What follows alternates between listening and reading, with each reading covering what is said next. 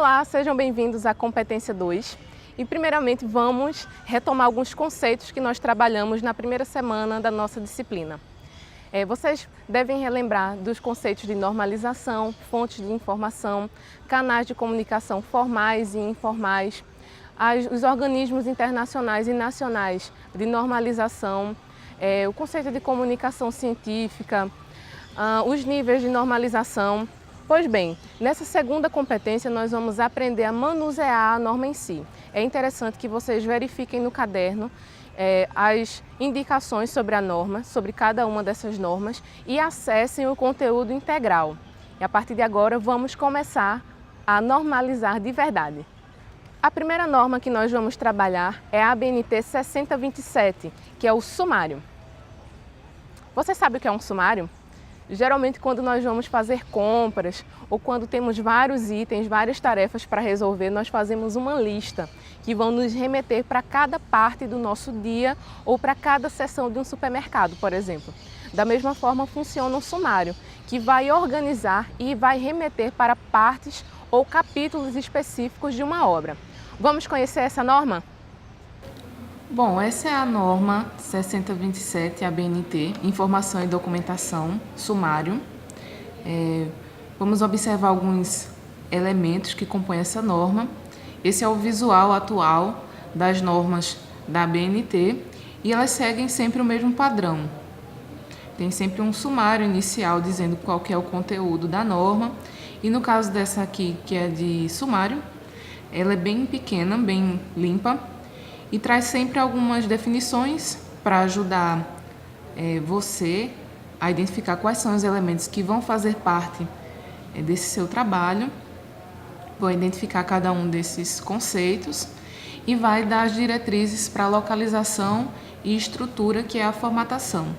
No caso do sumário, temos ele como um elemento pré-textual, que inicia logo após a folha de rosto, né? Quando houver mais de um volume, deve ser incluído o sumário em toda a obra, em todos os volumes, de forma que se tenha conhecimento do conteúdo, independente do volume consultado. Como já falamos, o sumário é uma prévia do conteúdo e vai remeter para cada parte específica, dizendo qual que é a paginação onde você encontra esses tópicos, esses títulos que fazem parte do trabalho. Como estrutura, nós temos alguns indicativos, que são os indicativos de seções, que são os títulos e os subtítulos, e eles sucedem os indicativos, dessas seções. Recomenda-se que eles sejam alinhados pela margem do título do indicativo mais extenso, inclusive os elementos pós-textuais, e temos como exemplo, primeiro ponto, introdução, que são as grandes seções, arquivo de sistemas. Aqui temos uma seção e subseções, que elas devem ser formatadas individualmente. Veja que as seções mais extensas, que elas são mais abrangentes, elas vêm em caixa alta e em negrito. As subseções, elas vêm sem a caixa alta, apenas no negrito. E as subseções, elas vêm em caixa baixa e sem negrito. Existem algumas regras gerais de apresentação. Por exemplo, a palavra sumário deve ser centralizada com o mesmo tipo de fonte utilizado para as seções primárias. Recomenda-se que a subordinação dos itens seja destacada com a mesma apresentação tipográfica, o tipo de letra, por exemplo, e os elementos pré-textuais não constam no sumário, ou seja, capa, folha de rosto, elas não são contados, é contado geralmente a partir da introdução. Vamos ver alguns exemplos de sumário? Temos aqui um exemplo de sumário. É um sumário de um livro. Observe que aqui nós temos o indicativo das seções. As seções mais abrangentes, elas vêm com destaque gráfico. As seções ou subseções, elas vêm com outro destaque, diferente, para indicar como se fosse uma hierarquia dos pontos. Existe a indicação da paginação e não se coloca, por exemplo, 1 ponto, 2 pontos. Não, é apenas o número seguido. Temos aqui o sumário de uma publicação acadêmica. Observe que nós temos, da mesma forma, a indicação das seções mais abrangentes, as seções menos abrangentes. Veja que, visualmente, nós conseguimos identificar quais são os pontos que são mais gerais e as suas subseções, como se fosse realmente uma hierarquia. Então, o sumário não tem segredo, tá? É diferente do índice. Muita gente coloca erroneamente a palavra índice no início, como se fosse sumário. Esses dois tipos de elementos, eles são diferentes. O sumário vem logo no início da publicação, vai remeter para os títulos, para os tópicos, como foi organizado o trabalho com a paginação. Já o índice, ele também tem uma norma própria, é um elemento pós-textual, que é opcional, e ele remete para assuntos ou para nomes, por exemplo, e não se aplica nesse caso aqui do sumário, que é um elemento obrigatório e pré-textual. Viu só como a norma de sumário é interessante? Agora eu tenho certeza que suas atividades semanais e os projetos integradores serão bem mais organizados. Vamos verificar qual vai ser a nossa próxima norma? Nossa próxima norma é a ABNT 6028, os resumos. Essa norma é interessante porque vai precisar de algumas habilidades da pessoa que vai trabalhar, do técnico em biblioteca, do bibliotecário, do profissional da informação, enfim. É interessante verificar que você vai precisar saber ter algumas habilidades de leitura, escrita e compreensão. Isso porque o resumo é uma síntese dos pontos principais que são tratados em um documento. Importante também mencionar que no resumo nós não vamos fazer interpretações pessoais, nem fazer juízos de valor. Isso porque nós temos que preservar o ponto de vista do autor e a integridade das informações que estão ali no texto. Então, se falta alguma informação, se você acha que deve colocar algum ponto a mais, infelizmente no resumo nós não podemos fazer, porque nós temos que ser fiéis ao texto original. E aí, vamos ver quais são os tipos de resumo que existem? Vamos conferir na norma. Essa é a norma de resumo, a ABNT 6028. Observe que visualmente elas são bem diferentes, isso por conta do tempo de edição. A edição dessa norma de resumo é de 2003. Da mesma forma, nós temos os mesmos elementos, um pequeno sumário com o conteúdo da norma. Temos as definições para cada um dos elementos que compõem essa norma. Por exemplo, se nós temos o resumo, palavra-chave, resumo crítico, resumo indicativo, resumo informativo, nós temos as definições de cada um dos pontos. A ABNT é bem eficiente nessas questões para que não existam dúvidas para quem está consultando. Temos algumas regras gerais de apresentação, certo? Ele deve ressaltar o objetivo, a metodologia, os resultados e as conclusões do documento. A ordem e a extensão dos itens, eles vão depender do tipo de resumo, se é informativo ou indicativo.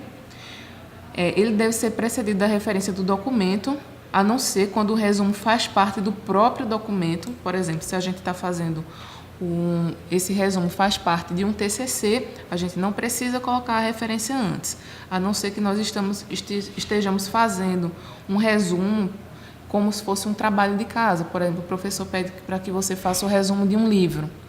Então, nesse trabalho, que vai constar só do resumo, vem primeiro a referência bibliográfica, depois a palavra resumo e, em seguida, o restante dos elementos, o texto propriamente dito.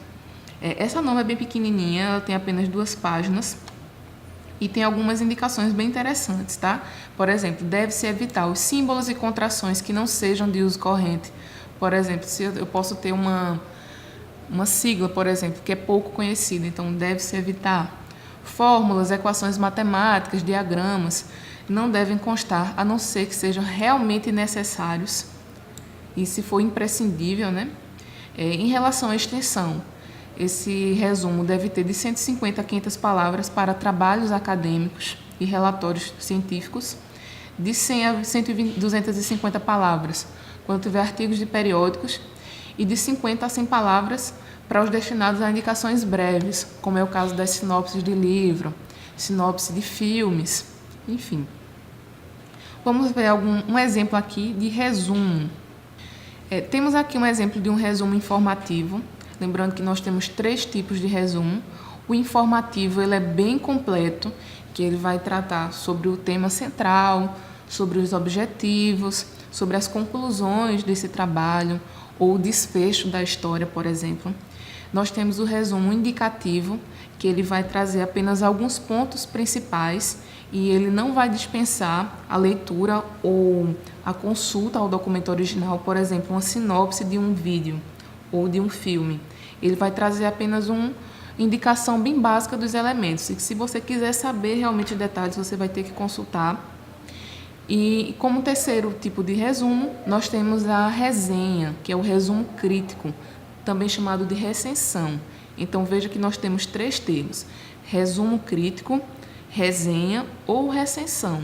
O que é que é esse tipo de resumo? Geralmente é feito por um especialista que vai fazer uma crítica sobre o documento ou sobre a obra.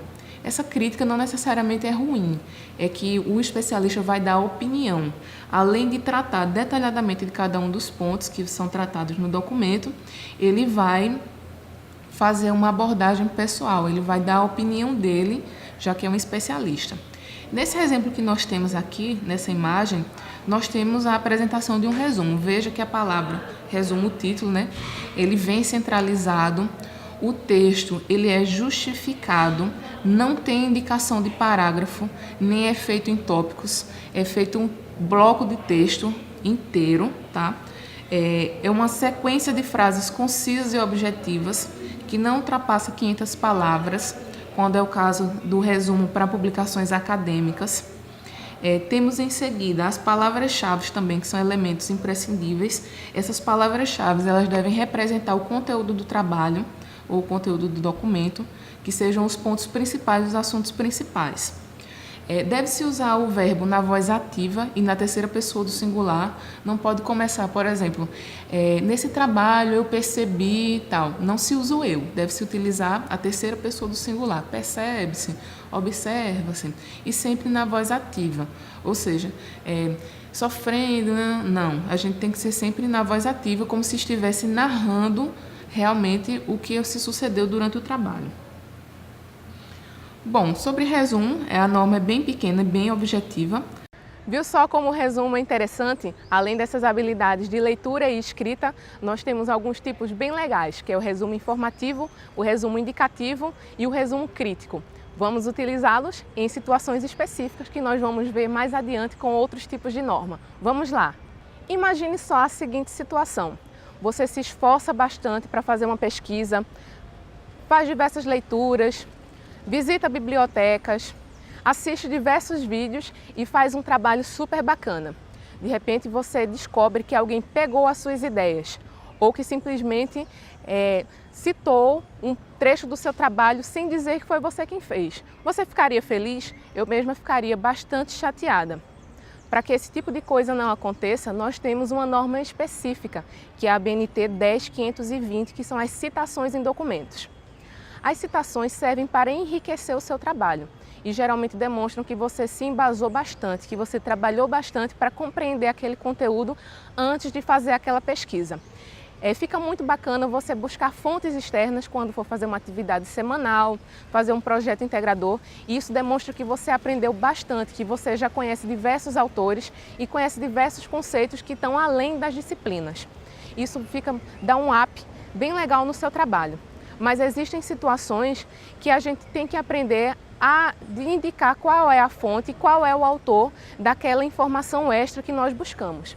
Para isso, nós vamos aprender a manusear a norma. Vamos ver quais são os tipos de citação e como é que a gente identifica cada uma delas? Bom, essa é a estrutura da ABNT 10.520, informação e documentação, citações em documentos. Visualmente, ela é bem parecida com a norma de resumo, que elas são editadas há algum tempo atrás, mas tem os mesmos elementos. Temos sempre um pequeno sumário dizendo qual que é o conteúdo dessa norma. É uma norma bem pequena também, 7 páginas apenas, e vai tratar dessas citações em documentos. Como a gente veio falando nos conceitos, a norma de citação ela é muito importante porque ela vai resguardar o conteúdo intelectual das obras que você consultou para embasar o trabalho que você está desenvolvendo. Então, temos alguns tipos de citação, porque nós temos várias situações em que podemos fazer essas citações, tanto a citação direta, a citação indireta, as citações de citação. Enfim, essa norma trata detalhadamente de cada um desses pontos. Observe aqui que na definição ela já coloca direitinho quais são as características desses trabalhos, dessas citações. Então, temos aqui regras gerais de apresentação, No caso das citações, as chamadas são pelo sobrenome do autor, que pode ser uma pessoa ou uma instituição, que elas podem ser em letras maiúsculas e minúsculas. Aparecem em letras minúsculas quando o nome do autor, da instituição responsável pelo conteúdo, aparece fora dos parênteses, observando sempre que a gente tem o autor, o ano de publicação e a página, quando for o caso. E aí, letra minúscula, quando a gente tiver o nome do responsável fora dos parênteses, e letras maiúsculas, todas em maiúsculas, quando a gente tiver o nome do autor, da instituição responsável pelo conteúdo, dentro dos parênteses, tá? Temos as citações diretas e indiretas. Temos algumas situações aqui, por exemplo, supressões, interpolações, acréscimos ou comentários, ênfase. Quando a gente quer dar uma ênfase, um destaque, deve ser colocado dentro de colchetes, no caso das supressões. Por exemplo, eu não quero colocar uma frase inteira, eu quero só um trecho. Então, eu tenho que indicar qual foi a parte que foi suprimida pelo colchetes e reticências. Se eu tiver um acréscimo ou um comentário, por exemplo, se eu quiser fazer um comentário dentro de uma citação, coloca-se entre colchetes. Se eu quiser dar uma ênfase a um trabalho, a alguma palavra ou algum trecho, eu posso colocar grifado, em negrito ou itálico. Vamos ver alguns exemplos de citações aqui. Bom, esse é um exemplo de citação direta.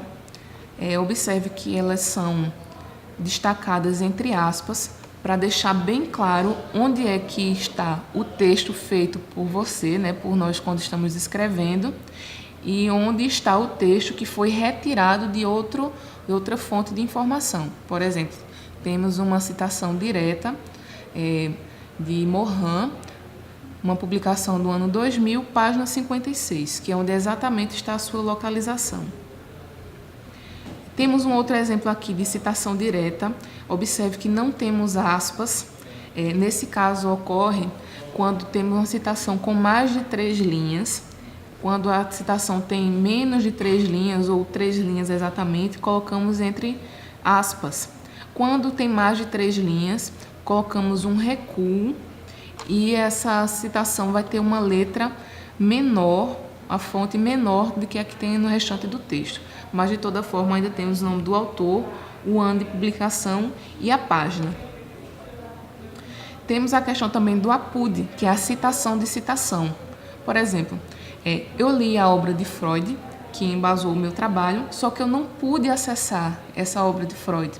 Eu li o que Freud escreveu no livro de Magalhães, editado em 1996, por exemplo. Então, eu coloco Freud, que é o dono da propriedade, da ideia, citado por ou consultado em Magalhães. Isso significa que eu li Magalhães e não li Freud. E nas referências bibliográficas, eu vou citar a obra que eu tive acesso, no caso, Magalhães. Tem um ponto importante aqui sobre as citações e as referências, que são um ponto muito importante, é que da forma que está citado no texto, eu tenho que fazer obrigatoriamente as referências. Ou seja, existe uma relação de reciprocidade entre as referências e as citações bibliográficas e as citações nos documentos, Então, se eu tenho no texto o nome dos autores com o ano da publicação, esse mesmo título, essa mesma publicação deve ser obrigatoriamente sinalizada nas referências. Então, por exemplo, eu tenho esse primeiro autor de 1981. Ele vai estar bem aqui, com todos os detalhes da obra, onde foi que eu retirei a citação ou onde eu me baseei a ideia. Da mesma forma, os demais autores. Se eles são citados no texto, eles devem vir obrigatoriamente nas referências.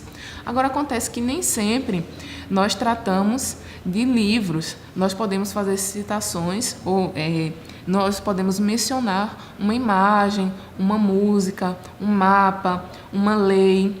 E aí, para cada tipo de documento, nós temos uma forma de fazer citações diferentes, que é o nosso próximo ponto. Vamos ver? Nós acabamos de ver que as citações vão proteger os direitos dos autores. E quando a gente faz uma citação, temos que colocar qual é o autor, qual é a fonte daquela informação. E como é que a gente faz então para verificar essas fontes? Para isso, nós temos uma norma específica com as referências bibliográficas, que é a ABNT 6023. Nessa norma, nós temos os tipos de documento e como fazer cada uma das citações, porque pode haver aquela dúvida: se você citou um vídeo, se você citou um áudio, se você citou uma imagem, se você trabalhou com um documento impresso, um texto, como é que a gente faz cada um desse tipo de material?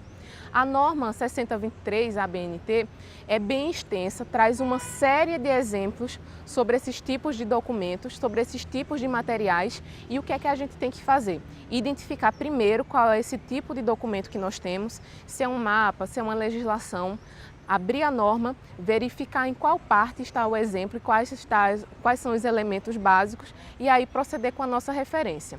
É interessante que essas referências nós não precisamos decorar todas, mas sim aprender a identificar qual é o tipo de documento que nós temos em mãos e saber buscar na norma que tipo cada um dessas situações. Vamos verificar essa norma para ver como ela funciona? Bom, aqui nós temos a ABNT 6023, que é para referências, elaboração. É uma norma bem extensa, né? Ela é extensa, mas não é complicada. Observe que nós temos, como nós tratamos anteriormente, que para cada tipo de documento nós temos uma forma de fazer referência diferente. Então a norma acaba ficando grande para contemplar cada um desses tipos de documentais. Assim como as outras normas, temos um sumário com o conteúdo, né, do que vai ser tratado. Temos as definições que são bem interessantes aqui. Autor pessoa física, autor entidade, capítulo, seção ou parte, que é bem importante aqui na nossa norma de referências, porque existem publicações que são obras coletivas, né, feitas por partes, cada parte por uma pessoa diferente ou por um grupo de pessoas. Por exemplo, eu posso ter uma matéria de jornal, ter um jornal do dia e cada uma das seções ou partes ser resultado de um autor diferente. Então, primeiramente, nós temos aqui as definições de cada um dos pontos. Temos a localização das referências, que elas podem aparecer no rodapé, no final do texto de um capítulo, em uma lista de referências, ou precedendo resumos, resenhas e recensões, como nós já vimos na regra de resumos. E temos aqui as regras gerais de apresentação. Temos sempre os elementos essenciais, que são autor ou autores, título, edição, local, editora e data de publicação, que são os elementos essenciais. Existem alguns outros tipos de publicações, né, de documentos, que não vão seguir esses elementos. Por exemplo, se for o caso de um CD, nós não temos uma editora, nós teremos uma gravadora. Se for uma imagem, não teremos editora, porque foi o próprio autor, né, o próprio artista que desenvolveu aquela obra. Então, para cada tipo de documento, nós vamos ter elementos essenciais. Esse exemplo aqui são as monografias. As monografias servem para os livros e para as dissertações também, como nós temos aqui, manual, guias, catálogos, e temos alguns exemplos. Para cada tipo de documento, nós temos as possibilidades. Esse exemplo de monografia, temos ela no todo em meio eletrônico, em partes de monografia, como capítulos, volumes, fragmentos. Temos a questão das monografias em meios eletrônicos. Um outro tipo de documento é a publicação periódica, e aí nós temos os desdobramentos dos tipos de publicação periódica. Temos o artigo ou matéria de jornal. Temos os eventos científicos. Lembra quando a gente falou sobre publicação científica? Então, nós temos os eventos como uma forma de publicação, uma forma de reunião, né, entre os especialistas de uma área. Outro tipo de documento bastante comum é o documento jurídico, como as leis, as jurisprudências, que são as decisões judiciais, as doutrinas. Mais um exemplo de documentos são as imagens em movimento, documentos iconográficos, e para cada um deles nós temos sempre a indicação dos elementos essenciais e quais são os elementos complementares também. Então, observe que nas citações, nas referências bibliográficas, aliás, essa norma não é para decorar. A gente nunca vai conseguir decorar todos esses elementos, mas a gente tem que aprender a localizar qual é o tipo de material e a orientação correta que a norma dá. Então, por exemplo, se eu tenho uma gravação de som e vou fazer a referência dessa gravação de som, então eu tenho que localizar na norma onde que eu faço, como é que eu faço a referência de gravação de som. Esse exemplo aqui, documento sonoro em parte, partitura em meio eletrônico, artefatos tridimensionais, enfim, são várias situações que a norma prevê. Então, primeiramente, eu devo identificar qual é o tipo de material que eu estou referenciando, que eu preciso referenciar e encontrar na norma. Caso você tenha dificuldade, a própria norma desenvolveu um índice. Vamos até o índice. Aqui nesse índice remissivo, perceba que nós já tratamos da diferença entre índice e sumário, o índice vem no final, e aí nós temos algumas possibilidades. Por exemplo, estou com uma dificuldade, quero ver um exemplo de como é que eu coloco uma fita cassete. Então, eu tenho que localizar aqui no índice cassete, que é sonoro. Então, temos aqui a indicação do ponto onde exatamente está, que é o 7.13. Então, nós subimos até o ponto 7.13, que vai estar exatamente qual é o tipo de documento que eu estou precisando. 7.13, aqui, documento sonoro no tudo. Então, eu temos aqui, inclui disco, CD, cassete, rolo, entre outros. Então, perceba que sempre que houver um tipo diferente de documento, eu tenho que localizá-lo para ver como é que a regra vai fazer vai dar as formas de fazer a referenciação. Viu só como as referências são interessantes? É interessante você aprender também que as referências vêm ao final do trabalho. Nós temos alguns elementos que vêm antes do texto, temos alguns elementos que são prévios, né, como o sumário, capa, temos a parte textual, que é o núcleo do nosso trabalho, da nossa pesquisa, e temos elementos que vêm ao final do texto, como é o caso das referências. Para finalizar a nossa série de normas dessa disciplina, vamos falar agora da norma de trabalhos acadêmicos, que é a ABNT 14724. Essa é a norma mais extensa e um pouco mais trabalhosa, mas não é difícil não, tá? Essa norma vai estabelecer quais são os elementos pré-textuais, textuais e pós-textuais. Se liga nessa imagem. Esta aqui é a ABNT 14724, Informação e Documentação Trabalhos Acadêmicos. É um visual bem diferente, né, em questão de editoração, que foi editado mais recentemente. É o visual atual da ABNT. E é uma norma que congrega várias outras. Ou seja, da mesma forma que as referências estão diretamente ligadas às citações, por exemplo, nós temos aqui nos trabalhos acadêmicos, uma série de outras normas que vão dar suporte a esse tipo de publicação. Por exemplo, aqui no próprio sumário, que trata do conteúdo da norma, nós temos já alguns tipos de elementos que vão fazer parte, né?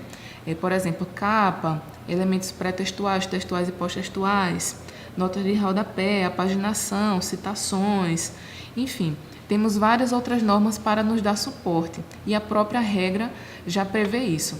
Aqui, os documentos relacionados a seguir são indispensáveis à aplicação deste documento. Para referências datadas, aplicam-se somente as edições citadas. Para referências não datadas, aplicam-se as edições mais recentes do documento. E aí temos uma lista de quais são as normas que vão fazer parte do suporte para trabalhos acadêmicos. Então, a gente vai ficar bem munido de todas essas normas. Nem todas elas vocês viram aqui na nossa disciplina, porque essas normas completas geralmente se aplicam a trabalhos mais complexos, como é o caso das dissertações, das teses, das monografias de conclusão de curso. Então, para o nosso curso técnico de bibliotecas, nós focamos nos pontos que nós vamos utilizar sempre. Então, da mesma forma, nós temos aqui na nossa norma algumas definições dos elementos e temos o ponto dos pontos principais, que é a estrutura do trabalho acadêmico. Sempre que você tiver uma dúvida de qual é a ordem correta dos elementos, a gente pode consultar essa estrutura aqui, esse esquema. Então, na parte externa, nós temos a capa, que é um elemento obrigatório, e a lombada, que é opcional, que é a parte externa do livro, que segura as folhas, né? Geralmente tem o nome, o título do livro, o nome do autor. E na parte interna nós temos os elementos pré-textuais, que são compostos pela folha de rosto, que é obrigatória, errata, folha de aprovação, dedicatória, agradecimentos, epígrafes, resumo na língua vernácula, né, que é nosso idioma, resumo em língua estrangeira, lista de ilustração, lista de tabelas, lista de abreviaturas, lista de símbolos e sumário, que é obrigatório. Para os elementos textuais, que é o próprio desenvolvimento do trabalho em si, nós temos a introdução, desenvolvimento e conclusão, e como elementos pós-textuais, as referências, que é um elemento obrigatório, o glossário, apêndice, anexo e índice, que são elementos opcionais. Observe que aqui nós temos a ordem de cada elemento e que existem normas específicas para cada uma das partes de uma publicação acadêmica, como nós já vimos algumas aqui no nosso curso, né, no decorrer da nossa disciplina. É importante mencionar que nem todos os trabalhos vão cobrir todos esses elementos aqui. Então, não se assustem quando verem todos esses elementos, certo? Porque alguns trabalhos são mais complexos e mais aprofundados e vão exigir mais elementos, como as teses e dissertações. E, geralmente, trabalhos mais correntes, como artigos e trabalhos em geral, têm poucos pontos. E, na dúvida, é necessário verificar quais serão adequados para a sua realidade. E procure sempre informações com o seu orientador e professor, ou seja, para atividades semanais, projetos integradores, nós não vamos precisar de todos esses elementos. O que é que a gente tem que fazer? Verificar qual é a situação e quais são os elementos exigidos e aí fazer a aplicação da norma. Essa norma para trabalhos acadêmicos tem alguns pontos, né, de formatação, sobre espaçamento, que é o espaçamento em meio entre linhas, a questão das notas de rodapé, as margens, esquerda e superior 3 centímetros, direita e inferior 2 centímetros. E é importante que você faça a leitura, que você observe cada uma dessas normas para que se intere do conteúdo realmente. Eu aposto que com essa norma de trabalhos acadêmicos você ficou cheio de informações, não é verdade? Isso porque essa norma de trabalhos acadêmicos tem, com essa infinidade de elementos, precisa de muitas outras normas como suporte, inclusive as normas que nós vimos aqui na nossa disciplina. Você viu quantas normas nós trabalhamos ao longo da disciplina? É interessante mencionar que nem todos os trabalhos que nós formos desenvolver vão precisar exatamente de todas essas normas. A gente tem que verificar qual é a profundidade do assunto, qual é a necessidade, né, qual é a cobertura do trabalho e verificar quais são os elementos que vão fazer parte dessa nossa pesquisa, dessa nossa investigação. Por exemplo, se nós temos um trabalho escolar, um trabalho do curso técnico, geralmente nós vamos precisar de menos normas. Mas se nós temos um trabalho maior, como um trabalho de conclusão de curso, uma tese, uma dissertação, então nós vamos precisar de mais elementos. E aí, o que é que a gente faz? A gente tem que verificar junto à instituição, junto ao professor, qual vai ser a profundidade do nosso trabalho e quais são os elementos que vão fazer parte dessa nossa investigação, certo? Então, ficamos por aqui. Agradeço a sua companhia nessa nossa disciplina de normalização documentária. Espero que vocês tenham aprendido muito. E para finalizar, uma dica de ouro: não fique desesperado nem fique preocupado quando o trabalho precisar de normas técnicas da ABNT, porque essas normas elas servem para consulta, elas estarão sempre disponíveis. Elas não são para decorar, são para a gente consultar. É igual um manual na hora de montar alguma coisa. A gente consulta para fazer aquela tarefa. A gente não precisa necessariamente colocar ela toda na nossa cabeça. A gente tem sim que aprender a identificar qual é a situação, qual é a norma que corresponde e como nós podemos utilizá-la. Se tiver alguma dúvida, nos procure nos fóruns. Até mais!